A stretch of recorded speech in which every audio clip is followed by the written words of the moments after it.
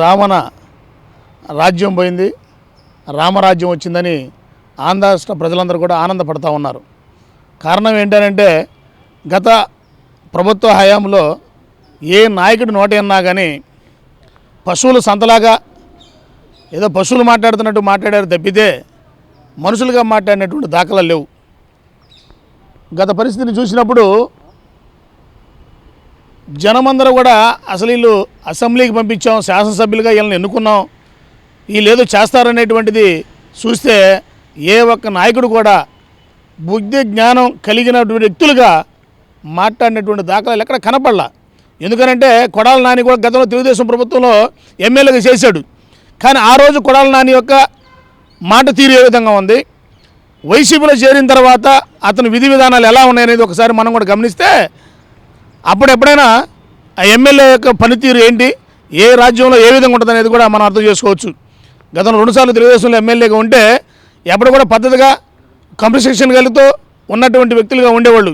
కానీ వీళ్ళు ఎలా ఉన్నారంటే ఆ వదిలిపెట్టిన తర్వాత ఈ ఆవుల దొడ్లు వదిలిపెట్టుకొని కుక్కల దొడ్లోకి వెళ్ళిన పద్ధతిలో కుక్కల దొడ్లోకి వెళ్ళిపోయినట్టుగా వైసీపీ పార్టీలోకి పోయిన తర్వాత అక్కడేముంటాయి ఆ విధమైనటువంటి పద్ధతిలోనే ఆ యొక్క వరవడి మాటలు, విధానాలు, ఆ బూతులు అవన్నీ నేర్చుకొని అవన్నీ కూడా అసెంబ్లీలో మన రాజ్యంలో శాసనాలు చేసినటువంటి శాసనసభలో విచ్చలవిడితనంగా ఏ బూతుల పురాణాలు మాట్లాడుతున్నారంటే జనం అందరూ కూడా బాధకి వ్యక్తం చేసుకోలేక, ఎవరికి చెప్పుకోలేక, వాళ్ళ యొక్క వేదనని ఈ ప్రభుత్వానికి తెలియజేయాలంటే వారి మీద కేసులు పెట్టి ఆడ ఇబ్బంది పెడతారు అనేటువంటి భావంతో భయపడి ఉక్కిరిబిక్కినటువంటి ఆంధ్ర రాష్ట్ర ప్రజానీకం అందరూ కూడా ఈరోజు ఉక్కుల సంఖ్యలో తెంచుకొని రామరాజ్యంలోకి అడుగు పెట్టామనేటువంటి ఆనందంలో ఇవాళ ఆంధ్ర రాష్ట్ర ప్రజలు ఆనందంగా ఉన్నారు. ఎందుకంటే ఇవాళ శాసనసభలో చూస్తున్నాం, రాముడు లక్ష్మణులాగా చంద్రబాబు నాయుడు పవన్ కళ్యాణ్ యొక్క ఏర్పాటు చేసినటువంటి బీజేపీ కనుసంధంలో ఏర్పాటైనటువంటి ఈ మిశ్రమ ప్రభుత్వం పరిపాలన చూస్తూ ఉంటే చాలా ఆనందపడుతూ ఉన్నారు. ఎందుకనంటే సస్యశ్యామలం గతంలో ఏ రోడ్డుకు పోయినా కానీ విచ్చలవిడితనంగా గుంతల మయం, రోడ్ల మీద పిల్లల్లో పోతూ ఉంటే గంజాయి తాగి ఎవరిని ఏమంటారో, ఏ బండికాడికి వచ్చి ఎవరిని ఏమంటారో, ఏం కొడతారనేటువంటి భయభ్రాంతులతో ఆ రోడ్డును పోవాలంటే భయపడినటువంటి జనం ఇవాళ విచ్చలవిడితనం పోయింది.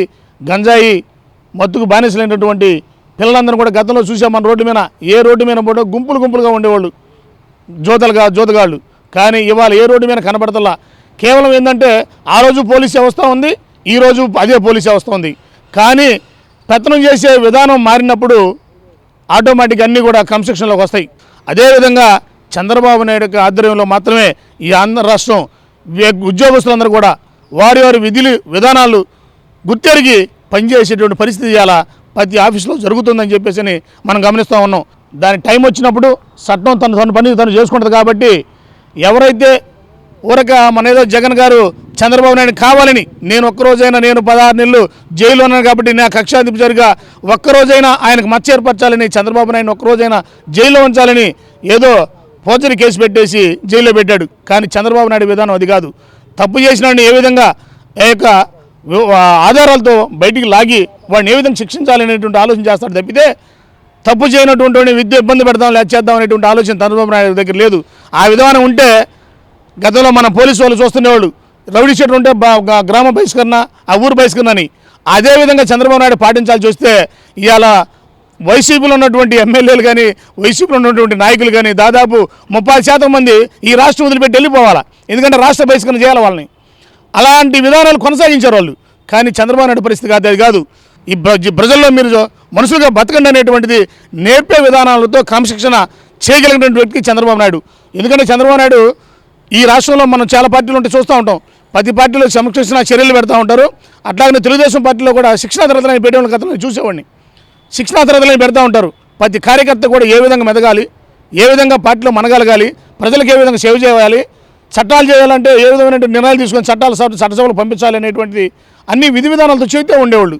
అలాంటి శిక్షణ కలిగినటువంటి పార్టీ తెలుగుదేశం పార్టీ కాబట్టి ఆ యొక్క చంద్రబాబు నాయుడు కాబట్టి ఆ శిక్షణలో దుర్మార్గులుగా మారినటువంటి వైసీపీ నాయకులను కానీ కార్యకర్తలను కానీ మళ్ళా మంచివాళ్ళుగా మార్చి ఈ రాష్ట్ర ప్రజలందరూ కూడా మంచివాళ్ళు అనేటువంటి చూపించాలి పక్క రాష్ట్రాలకు అనేటువంటి తర్వాత 2019 నుంచి 24 మధ్యలో ఎక్కడ రోడ్డు గుంత పడితే ఆ గుంతకి మట్టేసే పాపాన పోలేదు. కాబట్టి ఆ ప్రభుత్వంలో పడినటువంటి ప్రజలు ఆ కష్టసుఖాలను తెలుసుకొని నిన్న 2024 ఇటువంటి నాయకుడు మనకు అవసరం లేదు, ఇటువంటి ప్రభుత్వం అవసరం లేదు, మళ్ళీ గతంలో చేసినటువంటి ఆ చంద్రబాబు నాయకత్వం అయితేనే డెవలప్ చేయాలన్నా, రోడ్లు బాగుండాలన్నా, మన జీవితాలు బాగు చేయాలన్నా చంద్రబాబు వల్లే సాధ్యం. ఒక్కసారి చూడమంది పాపం వాళ్ళ అమ్మ, నాకు బిడ్డను ఒక్కసారి చూడండి, తండ్రి లేని బిడ్డ అంటే పాపం ఆంధ్ర రాష్ట్ర ప్రజలందరూ కూడా ఒక్కసారి చూద్దామనే దేశంతో 151 సీట్లు ఆయన కట్టబెట్టారు పాపం, అత్యధిక మెజార్టీ. కానీ ఒక్కసారే కదా విజయం అడిగిందని చెప్పానని నిన్న జగన్ పరిపాలన ఏ విధంగా చేశాడంటే, నాకు ఒక్కసారి మాత్రమే పరిపాలన అడిగింది కానీ మా అమ్మ నాకు రెండోసారి వద్దనే విధంగా ఆయన పరిపాలన చేసి, నాకు 151 సీట్ వద్దు, ఒకటే అడిగాను, ఆ ఒకటి సార్లు నాకు మధ్యలో 5 మాత్రం నాకు వద్దని చెప్పేసి లాగే 5ని కొడితే లాస్ట్కి 11 మాత్రమే దిగజారినటువంటి ఆ యొక్క నాయకుడి లక్షణాలు. ఇలా ఆయన ఏ విధంగా అయితే పక్కకు పోయాడో గుంతలన్నీ కూడా బూడిపోతూ ఉన్నాయి, ప్రశాంతమైన రోడ్లు ఏర్పడుతూ ఉన్నాయి, అందరూ ఇలా ప్రశాంతంగా ప్రయాణం చేస్తూ ఉన్నారు, ఆనందపడుతూ ఉన్నారు. ఈ ఊరి నుంచి ఆ ఊరు పోవాలంటే నడువులు పోయి లేనిపోయింది, ఇవాళ ప్రయాణం కాదు రేపు చేద్దాం అనుకున్నటువంటి కూడా శుభ్రంగా ప్రయాణం చేసుకుని ఇలా వాళ్ళ యొక్క పనుల్ని చక్కబెట్టుకున్నటువంటి పరిస్థితిని ఇలా చూస్తూ ఉన్నాం. ప్రజలు కూడా ఆ విధంగా ఆనందపడుతున్నారు. శాసనసభ నుంచి ఆ ప్రభుత్వం నుంచి వచ్చేటువంటి వాళ్ళ యొక్క జీతాలు కానివ్వండి, వాళ్ళ యొక్క హోదాలు కానివ్వండి, వాళ్ళకి వచ్చే సౌకర్యాలు కానీ కల్పించుకొని వాళ్ళ కాలం వెలబుచ్చుకోమని కాదు ప్రజలు పంపించింది. ఎందుకంటే ఏ నియోజకవర్గంలో మాకున్న సమస్యల్ని శాసనసభ దృష్టిలో తీసుకెళ్ళి ప్రభుత్వం తీసుకెళ్ళి ఆ సమస్యలు పరిష్కరించాలని ప్రజలు ప్రజలు శాసనసభ్యులు ఎన్నుకున్నారు. అదే శాసనసభ్యులు పోయి అసెంబ్లీలో పోరాడాలి. ఈ యొక్క మనకున్న సమస్యలు కానీ, ఈ రాష్ట్రంలో జరుగుతున్న సమస్యలను కానీ చంద్రబాబు నాయుడు ఏదైనా పొరపాటు, ఎందుకంటే ప్రతి ఒక్కరు కూడా శ్రీరామచంద్రులు కాదు, తెలుసో తెలియక ఎవరో పొరపాటు చేయొచ్చు. అలాంటి పొరపాటును గ్రహించి గుర్తించి ప్రభుత్వం తీసుకెళ్ళి ఏ విధంగా అన్యాయం జరుగుతుందనో, ఇక్కడ లోపం జరుగుతుందనో, ఇక్కడ అధికారులు పనిచేయట్లేదనో, ఈ పనిచేయాలని చెప్పాల్సిన బాధ్యత శాసనసభ్యులది. కానీ ఆ శాసనసభ్యులు ఆ విధంగా చేయకుండా ఏది మొండి పట్టుతో కేవలం ఆయనతో భయపడి, ఆ యొక్క అధిపతి నాయకుడితో భయపడి వీళ్ళు అసెంబ్లీకి పోకపోవడం కూడా చాలా బాధాకరం. ఇప్పుడైనా సరే ఉన్న శాసనసభ్యులు కూడా గుర్తెరిగి అటువంటి నాయకుడిని నమ్ముకొని మీరు అక్కడే ఉండి బాధపడే కంటే కూడా ఆ నాయకుడికి అడ్డం తిరిగైనా సరే శాసనసభకు వెళ్ళండి, ప్రజల సమస్యలు ప్రజల దృష్టికి ప్రభుత్వం తీసుకెళ్ళండి, పరిపాలన చేసే విధానంలో మీరు బాలు పంచుకొని మీరు మంచి పేర్లు తెచ్చుకోండి. కానీ ఎందుకనంటే కుటుంబాన్ని చక్కదిద్దుకోని వ్యక్తి, చక్కదిద్దలేని వ్యక్తి రాష్ట్రాన్ని చక్కదిద్దుతాడనేటువంటిది ప్రతి ఒక్కరికి సందేహం కలుగుతుంది. మొన్నదాకుంటే మూర్ఖుడు అనేటువంటిది ఆ భావంలోకి వెళ్ళిపోయారు. కానీ మూర్ఖత్వం రాష్ట్రమేనే కాదు కుటుంబం మీద కూడా చూపిస్తున్నారని ఇవాళ ప్రతి ప్రజానికం కూడా అనుకుంటున్నారు, చాలా బాధపడుతున్నారు. ప్రతి కుటుంబంలో తగాదులు వస్తాయి, వాళ్ళ ఆస్తుల విధానాలు వాళ్ళ యొక్క సొంతం, అది మనం మాట్లాడకూడదు. వాళ్ళ ఆస్తుల విధానాలు పంపకాల విషయాల్లో గుంటూరు ఫ్లైఓవర్ అయినటువంటి అండాలపేట ఫ్లైఓవర్ బ్రిడ్జికి దాదాపు 9 కోట్లు రిలీజ్ అయినాయి, ఆ రోడ్డు వెడల్పు చేస్తున్నారని చెప్పేసినటువంటి ఈరోజు తెలుసుకున్నాం, సంతోషం. మరి అదేవిధంగా శ్యామలానగర్ అండర్గ్రౌండ్ బ్రిడ్జి కానివ్వండి, మనకి ఇన్నర్ రింగ్ రోడ్ అంటే వాళ్ళ ప్రధానంగా బాగా ట్రాఫిక్ పెరిగింది. పేరేచర్ల, నల్లబడి, నర్సాపేట అటు నుంచి పల్నాడు నుంచి వచ్చేటువంటి వెహికల్స్ అన్నీ కూడా గుంటూరులో రాకుండా బైపాస్ నట్టు రింగ్ రోడ్డు మీదుగా ఆటో నగర్ వెళ్ళిపోతున్నటువంటి పరిస్థితి మనం గమనిస్తూ ఉన్నాం. అందువల్ల ఆటో నగర్లో ఉన్నటువంటి గేటు దగ్గర గేటు పెడితే వందలాది కార్లు ఆగిపోతూ ఉన్నాయి. అటువంటి పరిస్థితిని రూపుమాపాలంటే అక్కడ అండర్గ్రౌండ్ కానీ ఫ్లైఓవర్ కానీ బ్రిడ్జి త్వరలో అది సెంట్రల్ గవర్నమెంట్ చేయాల్సిన పరిస్థితి కాబట్టి వారితో గుంటూరు మున్సిపల్ కార్పొరేషన్ వాళ్ళు త్వరగా చర్చించి ఆ విధమైనటువంటి బ్రిడ్జి కానీ అండర్గ్రౌండ్ బ్రిడ్జి కానీ వేయడానికి పనిచేస్తారని కోరుకుంటా ఉన్నాను. మరి అదేవిధంగా శ్యామలానగర్లో అయితే పిల్లలు స్కూల్కి పోవడానికి రావడానికంటే మామూలుగా ఇబ్బంది పట్ల ఖచ్చితంగా ఒక 9 గంటల స్కూల్ అయితే 8 గంటలకు బయలుదేరిన అక్కడ పోయిన తర్వాత 8:30 అయితే ఆ అర్ధగంట 30 గంట సేపు ట్రైన్ పోయిందో వచ్చే ముందో 10 నిమిషాలు ఆపుతున్నారు, వచ్చి వెళ్ళిపోయింది ఒక 10 నిమిషాల గేట్ ఇట్లా. దీనివల్ల అర్ధగంట సేపు టైం వేస్ట్ అవ్వడం వల్ల పిల్లలందరూ కూడా టైం స్కూల్కి పోలేకపోక మళ్ళీ రాలేక ఇబ్బంది పడుతూ ఉన్నారు.